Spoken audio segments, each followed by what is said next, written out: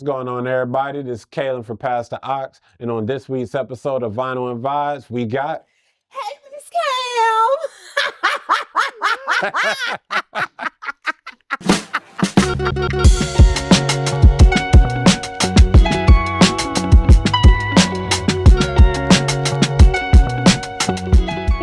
All right, so you might as well. So where you gonna start over there? We're gonna work our way down. I'm gonna close my eyes. We're gonna start right here. Girl, we is not going on that side yet. Oh my God! See, this is. Oh, see, this is what. Okay, so you're gonna start in the back. Oh, you finna start in the back and work your way. That's. All right, no, we're gonna do it your way. You know, but no worries is right there. You know what? You. No worries is right there. You don't know nothing about no worries. My favorite song about No Worries is Where I Go. Off that new joint, the Wild. You wanna know where I've been? Oh yeah, it's the pink with the yellow cover. Yeah. It's not this though. Nah, that's the joint that they put out just for the vinyl. I think they put just a vinyl out. Yeah, I like that kind of promo. Yeah, I like that. Okay, cool. All right, so I fuck with No Worries though. I already hear now that you definitely big on your colors, which I hear that color theory is like one of your main things, right? Mm-hmm. Okay, so when you're thinking about your music making process, what are some of the colors that come to mind when you're finding yourself attached to certain beats, certain bass lines, certain melodies? You know how people say they can like feel colors and see colors? Like I always tell people like every beat has an emotion for real. Yeah. So like, say if a song is sad, that should feel blue. You get what I'm saying? If it's upbeat, it's yellow. If it's angry, it's rage. But these are also the lights that I use, like when I'm recording too. So I'm heavy you on matching that. The lights. Absolutely. So when I record, I literally ask people like, all right, whatever space I'm trying to get in, I connect the colors to it so that I can really energetically get into it. So it's crazy you asked that. This is cold. See, I wasn't even planning to get into all of this. Absolutely. But, okay, so your creative process when it comes to getting into the studio is very particular. So I need to hear like, how are we arranging the setup? How are we getting ourselves into the zone? It's definitely the colors. It has to smell right. It can't stink. So it's usually a candle burning, incense, sage, Palo Santos. And I don't like too many people in the studio for real. So it's usually me and no more than 4 people in the room. Okay. If that. Very chill light. It kind of got to be dark. But with those pops of color, just so it can like give me the reminder of what energy that we're in for the song for real. So very, very chill. I like it very chill in the studio. Okay. All right. Very chill. So with a lot of the music that you're finding yourself making now, what are some of the main colors that are really driving the sounds you're putting out? I think for the past few years, it was black and white because I was in a black and white space. And I didn't meaning like it was this or that. You get what I'm saying? And I wasn't in a mature space enough to see the gray area for real. Now I feel like even with when I dropped To Be Continued, you had the little splash of pink. Right, the To Be Continued. You had the little splash of pink in there. And I'm like, all right, you get what I'm saying? Like, I show people a little feminine or whatever. For sure. And then with the Rebirth, I use yellow text because that's my favorite color. It's literally yellow for real. So like, everything is just, it's definitely a process for real. But now I'm starting to be more colorful. I'm more colorful in my clothes, if anything. Okay. So how does your style complement your artistry, fashion-wise? Okay. All right. That low end theory, classic. Now that we talking theory, that's crazy. Yeah, that's crazy. But how does my style affect my music? Well, how does your fashion sense represent or draw similarities between your artistry as an artist musically? I do what I feel. I do exactly what I feel. Nothing other than that. So if I feel like chilling, like today, I feel like chilling. It's what, 25 degrees outside? I mean, that's just cozy. You thought I was ready to have my belly out? No. there. No. But even with that, it's like, all right, like how do I convey myself to the world where they know like I'm just being myself. For sure. And that's it. So with my style, I don't like to follow trends. I don't like to do anything that anybody else is doing. I don't like to wear nothing else that nobody else is doing. I don't care how much it costs. I don't care if I got it from the dollar store. I'm gonna make it look fly. Like straight up for real. So that's how I carry my music for real. I'm not big on who's hot. I'm not big on, just the extra shit that a lot of people do when it comes to just listening or creating music. Like, bro, I just do me. I just do me. And people tend to really fuck with it. So, I'm gonna keep doing me. Absolutely. A lot of us fuck with it, which I can see where it somewhat comes from. Everything that you said definitely screams out Baltimore. I'm not gonna hold you. Like I can see where the pride comes from. I get it. I get it. Like West Side's very own Edmondson Village to be exact. Where I'm from. Okay, all right. Exactly where I'm from. And you went to Western High. All girls. Yep. One of the oldest all girls schools. It is the oldest. Okay, so the oldest. In the countries. Dang. Yes. All right. So tell me a little bit about Miss Kam as a student. Like, how was she in school? What? Bad. I wasn't a good noodle, but that is why I'm so ambitious with music, because it's like the one thing I love. I wasn't a fan of school. Not because I didn't like school, but I don't think I was taught the right way to do school. I feel like some students, they were taught, go to school, study, and do this. Right, but I didn't have people on my ass that was like, okay, you're capable of doing this. So, I was a little bit of a slacker. Okay. I did fail 4 classes. I graduated on time, praise God. No. Look, that's all that matters. But the only class, Oh, they got that up in there. All right. I'm in the club, posted up. All right, so we're gonna bring it right back to what you was talking about, but I need to know what's your favorite song about that joint. Twisting My Body from Side to Side. You just heard me singing it. You know what? Okay, I'll let you have it. I'll let you have it. I'm rocking with Stay Fly. I'm sorry, but Stay Fly is a classic. Stay Fly is a classic, but I'm a whore for production. And it's the production on Side of, yeah. I get it. Stay Fly is cool, but I'm a sample dude. That. Like Stay Fly popping my collar. Classic. But yeah, Kam was a slacker. Okay. But I got an A+ in choir all the time. Whatever music or art class I was in, I had an A+. Okay. It's funny that you said that. Like, I actually heard that your musical journey, it pretty much starts out heavily in the choir. Like, absolutely.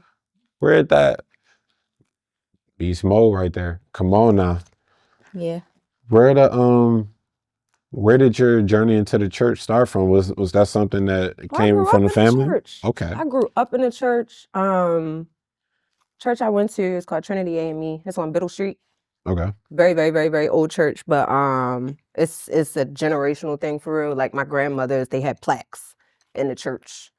And like, I just grew up on what's that? Oh, it's that mad villainy. You don't know about that. I know enough. I know it's real. Okay. I know it's real. Bet. But I grew up in the church. I wasn't singing on the choir when I was younger, but I always admired just like everybody I saw on the choir. They were on the choir since they was young until their old age, for real. And I just always loved just like hearing the different, the tambourine, the organ, the drums, like all of that. And I memorized all the hymns, and my grandmother, she taught me how to read hymns before I even learned how to read music. So like, I'm like, dang, like I didn't even know this has been instilled in me for like a super, super long time. Absolutely. And I'm half AME and half Catholic, which is it's very interesting. But I went to a Catholic school, grew up in an AME church. So I learned how to sing I learned how to sing in Catholic school, actually, is when I first started the choir. Wow. Yes, in middle school. That's an interesting combo. Yes. That's But you know, Baltimore is heavily Catholic, low key. I didn't know that. Okay. High key. A lot of Baltimore is heavily Catholic. That's why we have so many Catholic schools, like St. Agnes, Mount St. Joe, Cardinal Gibbons. Okay. See, you putting me down. You putting me down because you know y'all own little world up out there. Yes. You know y'all got your own swag. Which I was drawing similarities because the city definitely prides itself on individualism, similar to 757. Shout out to Clips, Virginia Beach's Shout out finest. To Pusha T. We're both on the Recording Academy. It's my peer. Which, by the way, we gotta shout you out on getting inducted into the Academy as a member. So let me ask you something. Now that you are a member of the Academy, what are some of the things that you are able to have your hands involved in? Everything.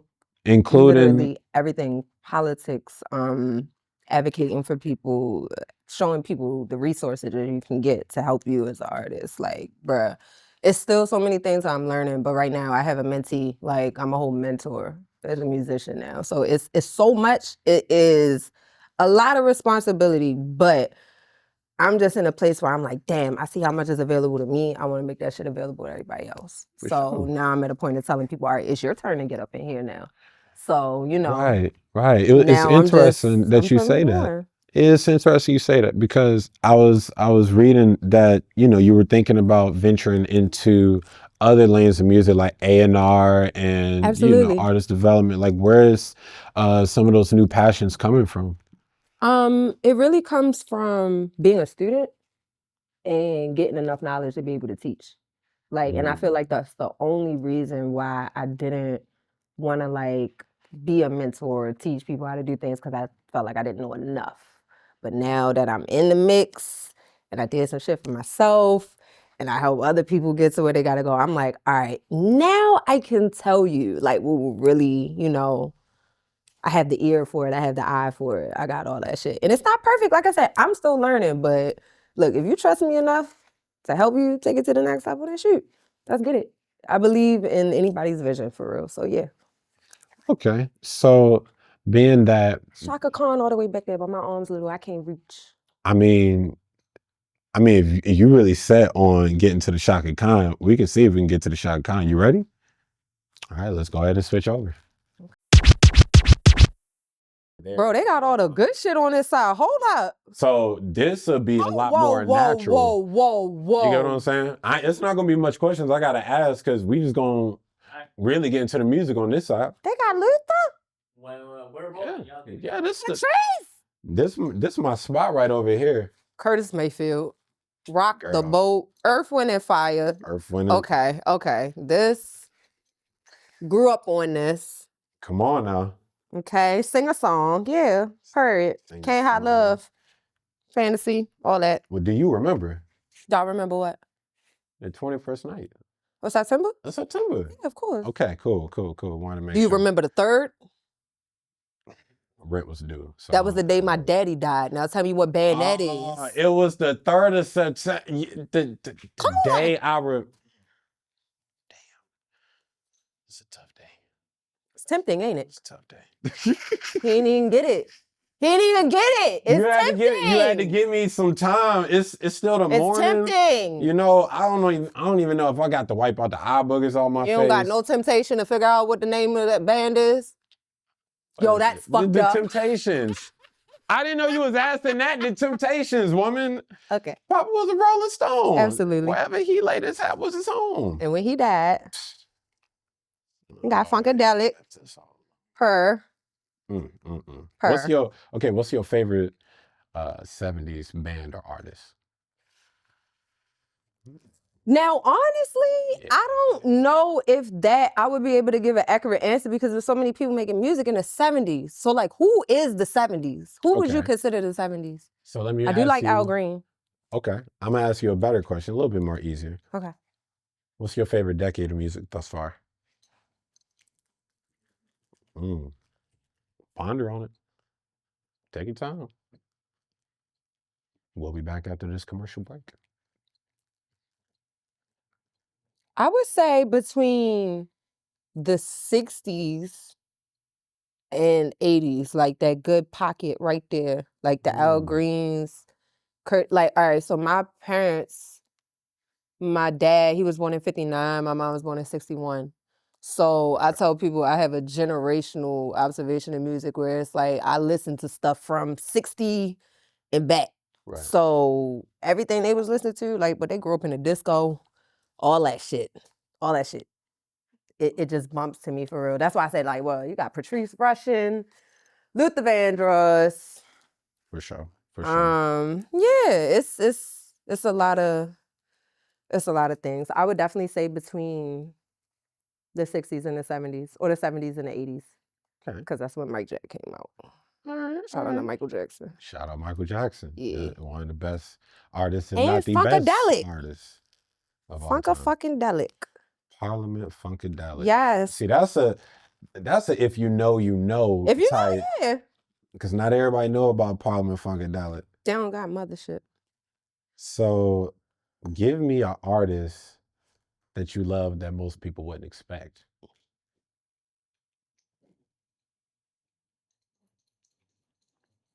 Since we were talking about, well, no, that's a band. An artist that I love that people wouldn't expect. Pick a genre for me, because I listen to all genres. That's what I'm saying. Any artist that we wouldn't expect. So it's Robert Glasper. Honestly, a lot of people wouldn't expect that. Robert Glasper. That's the first thing that came to mind, because my dad, so he, tell people my dad, he plays trumpet. Okay. He was on Morgan State's band. Okay. He's where I got the whole music thing from, but he loves jazz. Okay. So I grew up on jazz, I grew up on ethnic music, and recently, this year, I was like, I don't want to listen to rap all the time. I want to get more into, like, you know, my roots for real. And I just started exploring more jazz, and like that is, yeah. That is insane you say that. I just got my replay, on Apple Music back for the year. Mm-hmm. And I was looking at a lot of the stuff I was, mostly putting my ears towards. Mm-hmm. And just looking back at it, I was like, yo, I need to refresh my music palette again. I need to I need to reset my numbers, because I just, and that's good though. That's good. So I felt that. I There's definitely so felt much that. out here. Okay. Definitely. Robert Glasper, Christian Scott, a lot of different jazz artists. Wow. Yeah. A love for jazz. Mm-hmm. And a lot of Afrobeats. Lot of Afrobeats. Okay. Okay. So is Afrobeats or jazz? Let me ask this: is Afrobeats or jazz the genres that you would want to venture into as an artist personally, or are there other genres that you're looking to get into? Absolutely. I'm a music lover in general, so it's no genre that I wouldn't get into. I think that with Afrobeats, I would, of course, have to have an artist that is native, so that I can actually tap into the energy properly. I'm not somebody that's just going to be like, oh, I like the sound, so I'm going to do it. No.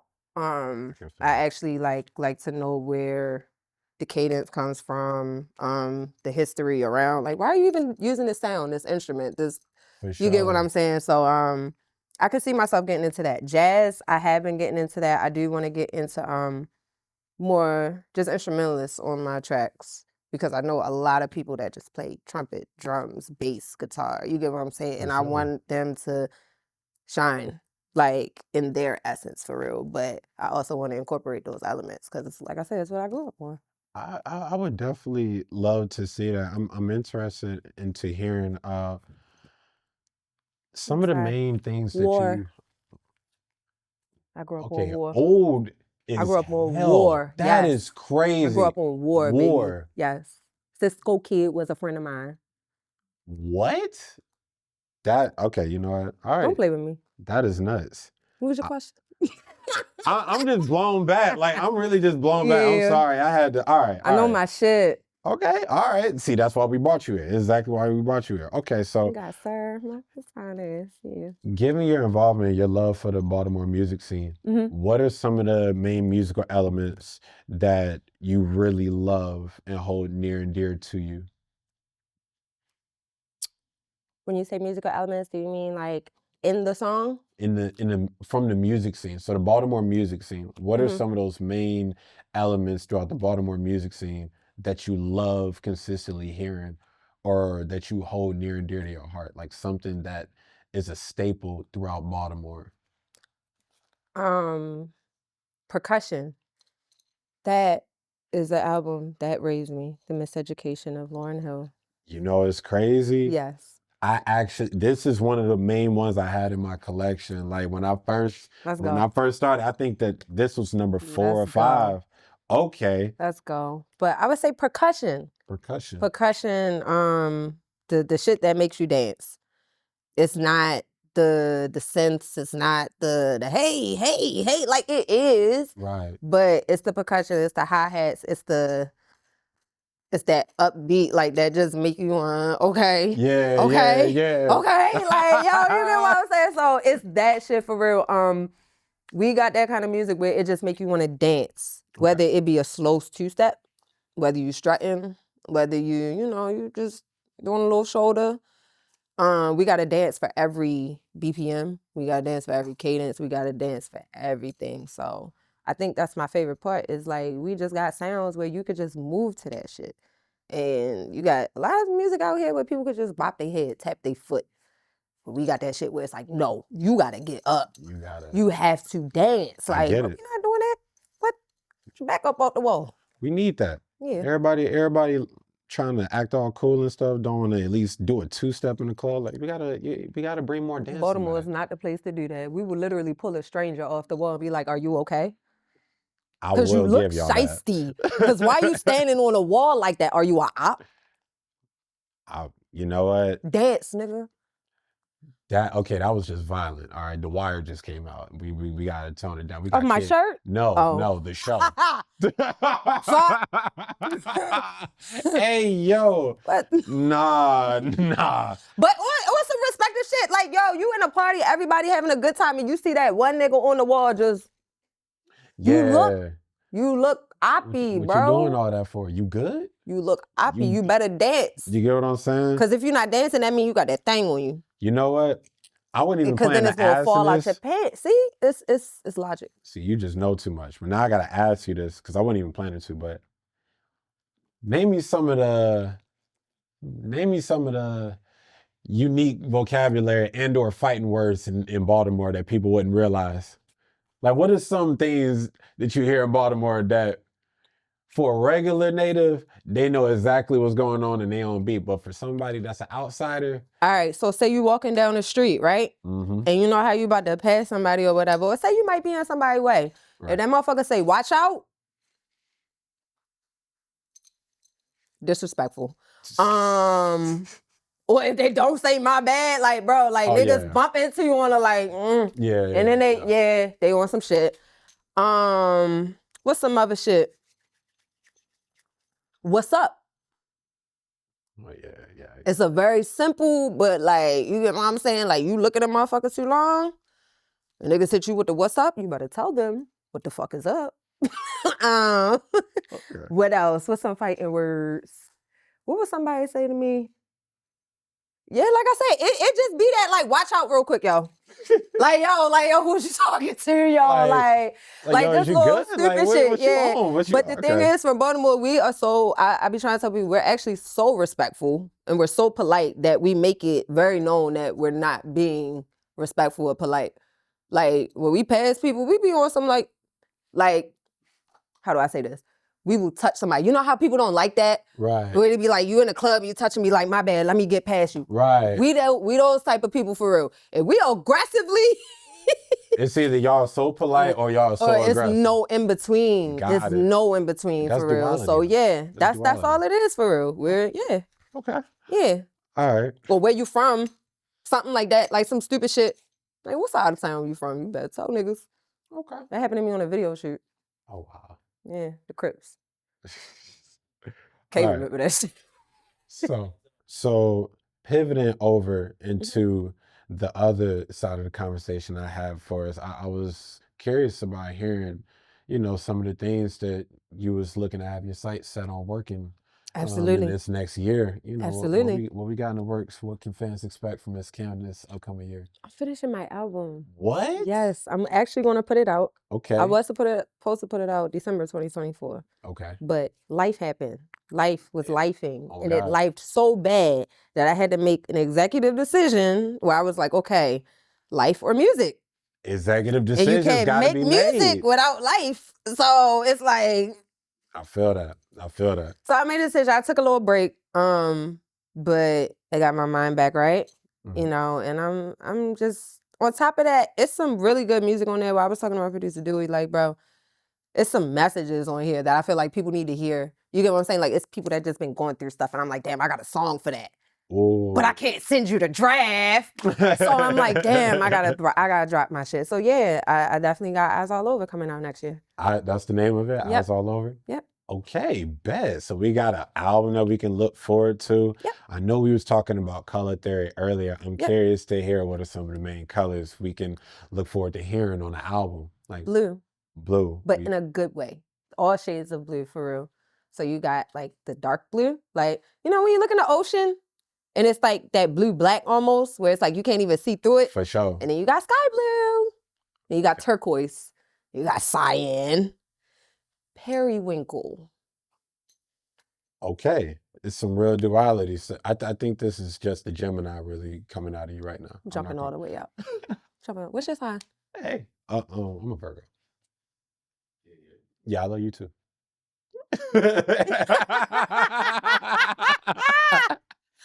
I was raised to only say things that are nice.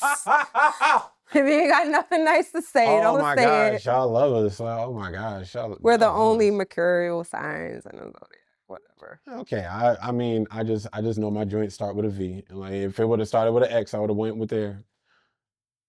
I don't know much about signs. I'm sorry. Xylophone.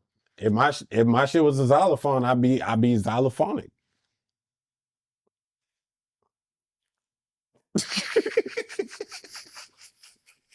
Touche. Just like I say, I identify as a xylophone. I'm a xylophone. You feel me? I fuck with it though. I fuck with it. Oh man. But I can't wait to hear this Eyes All Over album that we got on the way. I give a little sneak peek. Oh, say less. Yeah, send that my way. For sure. Okay. And I can't wait to see everything else because I know it's going to come with some visuals. I know it's going to come with some other things on the way. Absolutely. So absolutely. Just gotta keep your eyes. Hold up, you gotta do this. Eyes all over. Say it. Eyes all over. Look in the camera. Eyes all over. Where the eyes? They all over. Exactly. Why y'all get me in here cutting up like this? Plays me fucking much. Oh man. For sure. All right, we good. All right, y'all, and this concludes this week's episode of Vinyl and Vibes with Miss Kam. Y'all go ahead and tap in and stay tuned and see what she got on the way. Bye.